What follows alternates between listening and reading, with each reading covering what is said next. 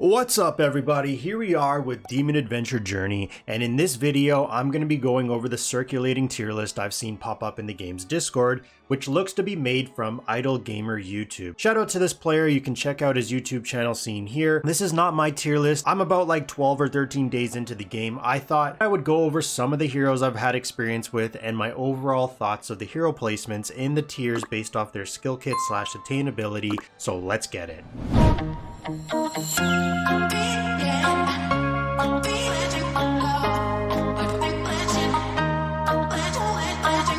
Now with this image, it is unfortunate that there's multiple hero versions. I still think this is confusing that they did this, but we're going to work with what's here.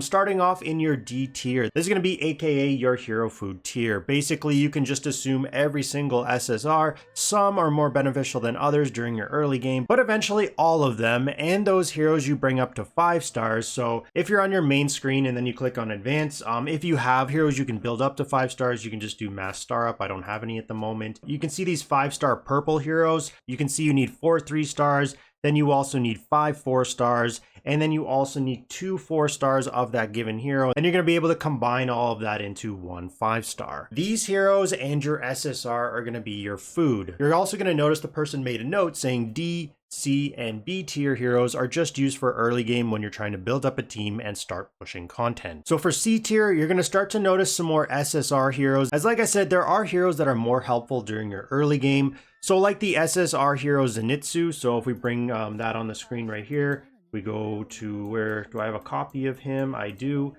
So this hero right here, he's going to help you out for your first couple of days because he does have an ultra skill reset upon enemy defeat. So using resources to boost his levels and stars will help your progression. I've said it before, but essentially you're just looking for a hero with either AoE damage, skill reset on enemy defeat, maybe self-heal, etc. A hero that can be your DPS carry for a couple days to push content till you can summon some of those SSR plus tier heroes. Moving up to the B tier, this is where you have the introduction of those SSR plus heroes. Now, even though I'm not entirely sure how you pronounce his name, but I'm going to go with Kano. And Enmu, I believe I said Emma in a previous video. I mean, that was my mistake. But even though they are here, I still use them. I've invested into them on both my free-to-play account and even my spender. Now, if we click on Kano right here, this hero can be used as a frontliner due to their dodge mechanic skill. You can see right here. They also have a nice burst damaging ultra skill. It does go up to a high damage multiplier. You're also able to steal some of the enemy's attack. Now, Enmu, on the other hand,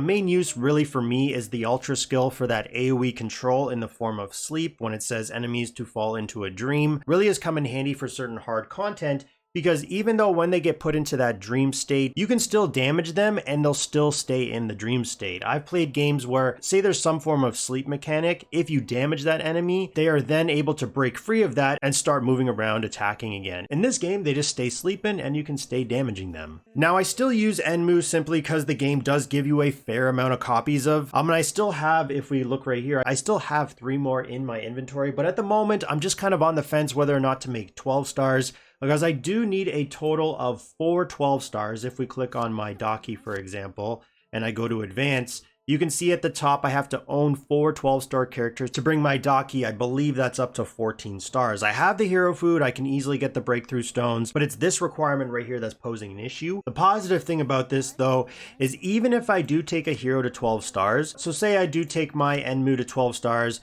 just so I can start building up those requirements and then eventually swap out for another 12-star, I can go over here to the return feature, and if you look at the information, you can see heroes of 6-star to 12-star can apply that star return.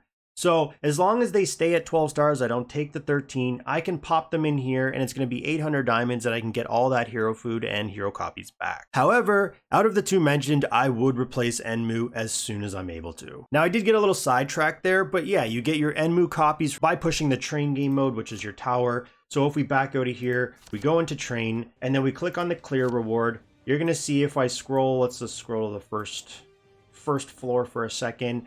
I believe you get your first copy at floor 100. Right there, you get 1 copy, and then another one I believe I saw, where is it?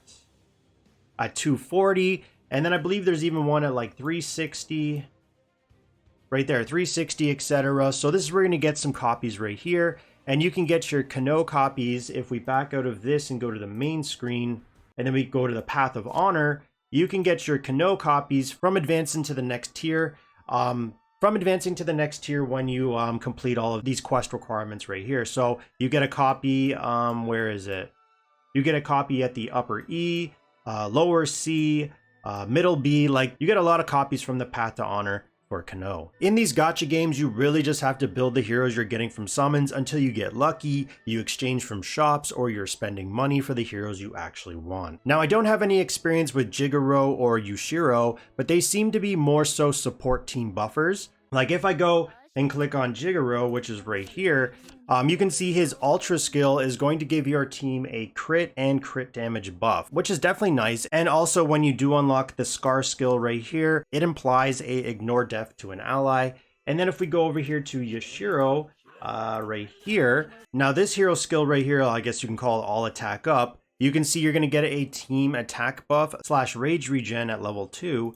And if you look at his ultra skill, it gives a enemy hit and rage debuff. So these heroes would be more so your plug-in situational heroes, and I would only use them in certain scenarios. Now, I'm not going to bother covering the SSRs because, as I've said, all SSR eventually will be used as food.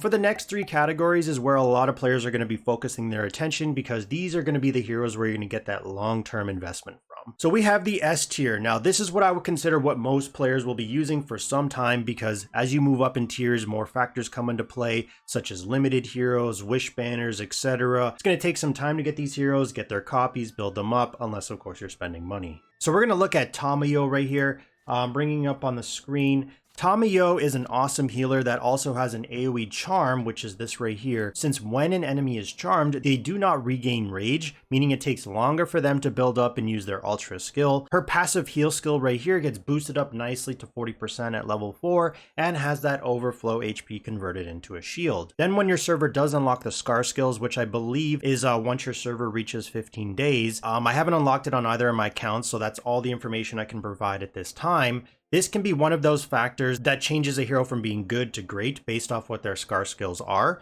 But hers further improves the support healing by adding in an HP regen. And also, if we click on this one right here, it's going to be a debuff remover / shield. So definitely very handy. As I said, it's really hard to find other healing focused heroes in this game. So Tamayo is one of those heroes that will always be good to have. Now, as for Genya, I'm going to click on the screen right here. I do have on my spender account him at 11 stars. But I feel his use is like situational. I think he excels more so in wave style game modes like Guild Boss or Base Defense, because he has this skill right here, Buff Devour. And basically what this does is he takes the dead enemies and restores HP, Rage, and 1 layer of Devour, which boosts damage by 10%. One of the problems in this game is there isn't a lot of detailed information, like does Devour have a max amount of stacks? I mean, of course it must have, otherwise he would be getting up to absurd damage, but regardless, I haven't found him to be super impactful, and honestly, I might even consider dropping him to B tier based off this tier list. I have him at 11 stars because the game was giving me copies, but I'm definitely going to be using the hero return option once I get more duplicate copies of other heroes that I'm interested in for the green, which is the agility faction.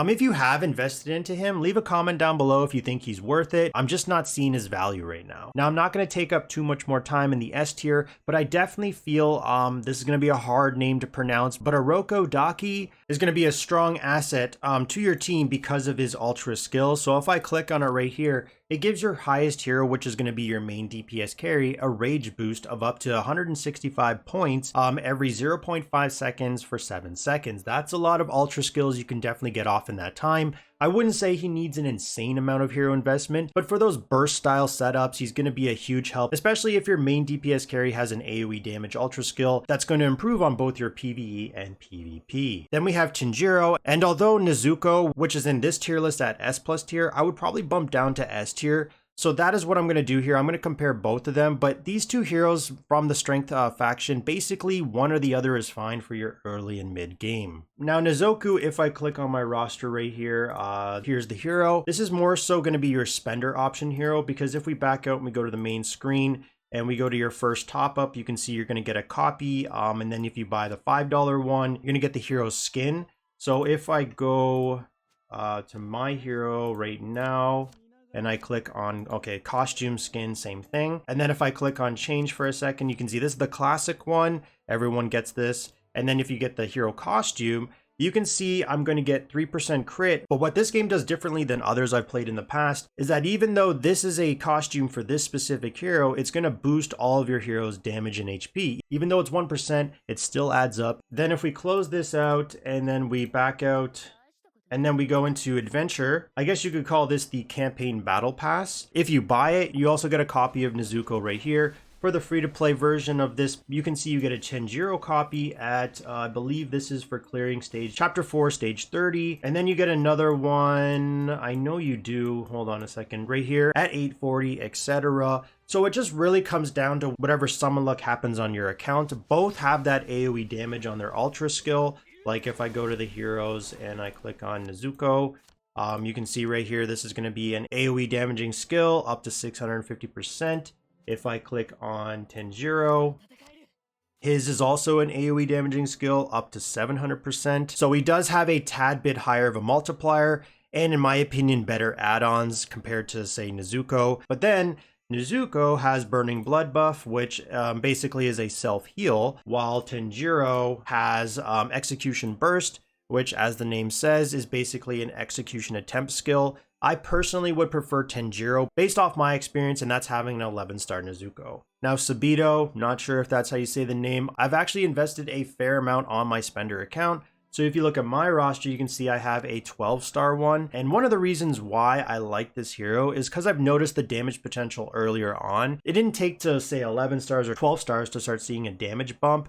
With some heroes I've noticed it does take that kind of investment, but it seems a lot of heroes have AoE damage on their ultra skill, but I really do like this open battle assassination because what it does is it flashes behind the opposing enemy target, so this can be specifically focused based off hero positioning, which can be handy because that target then receives increased damage, and we go into death attack. This I feel is quite interesting because when Sabuto dies in battle, a ghost appears and helps to continue damaging the enemies and also provides heals if they can get an enemy kill, as you can see right here. I also think the Scar skill here is pretty interesting, called Counterattack. As the name says, it's a counterattack and also gives a haste buff, so definitely an interesting hero. As for, I'm not sure how you pronounce this name, but I'm gonna say Inosuke, probably terribly pronouncing that, but I have invested into this hero on my free-to-play account, so I'll just put a screenshot up right here. Definitely surprised me in his potential as a frontline tank. And then if I click over here and I go into the hero, really one of his best assets is on his assault skill right here. He has a taunt. Because he does AoE damage on this skill, he's essentially taunting the entire enemy team depending on how they're laid out. So if you have an invested hero, he's going to be very beefy, he's going to be hard to take down. He still outputs respectable damage. Over here on survival damage reduction, he has a self-revive. I mean, he definitely is an all-around solid hero. I'm just waiting on one more dupe on my free-to-play account to work towards that 12 stars. As for Shinjiro, I feel is more so a placeholder hero in this tier. Now, I do have it 11 stars on my free-to-play account, so let's put another screenshot up here. His whole skill kit, if we click on him, so if I click on the hero right here, his whole skill kit is based around using his ultra skill for that shield. The problem is his kit is based around his own rage depletion. So when his rage is exhausted, he no longer provides that team shield. That team shield protects against damage, and when the Scar skills do eventually get unlocked on your server and maybe you do invest into it, you can click on this one right here. The shield is also going to provide HP regen, and then on the Scar skill right here, shield damage, it's a counterattack inflicting damage.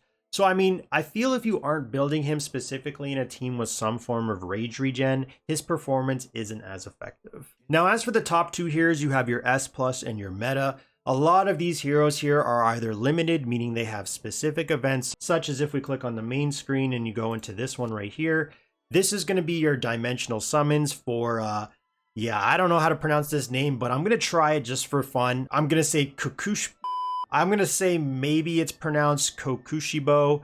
I have no idea. But these are going to be your expensive pay-to-win ones because there's no pity listed anywhere. So you could throw a lot of money and have terrible luck getting few or even no copies based off how many summons you do. Keep in mind though, it's not entirely doom and gloom for free-to-play players, as you can save these if we click on these dimensional tickets. So if you do go to the shop, the event shop, if you do plan on using diamonds to buy out this 5 times to get your 25 summons, And then if you back out of here and you go into, say, Dimension Welfare, you complete these quests, you get a couple more tickets, you can save up these tickets. Also, your 1 free a day summon still pops up even if you have tickets in your inventory. Some games I have played in the past won't give you that 1 free a day if you do, which is really bad. This game, you can actually still do it. Then there's going to be other heroes that are in your rotational wish summons. So like this one right here, if we click on the current list, you can see you have Mitsuri, you have Azaka, you have Rengoku, and then you have Daki. This list is going to change around every week, and just like the dimensional summons, you can go to the event shop, which is over here. I've already bought them for this one, but there is going to be diamond buys right here. There's a limit of 5. You can get your 25 summons.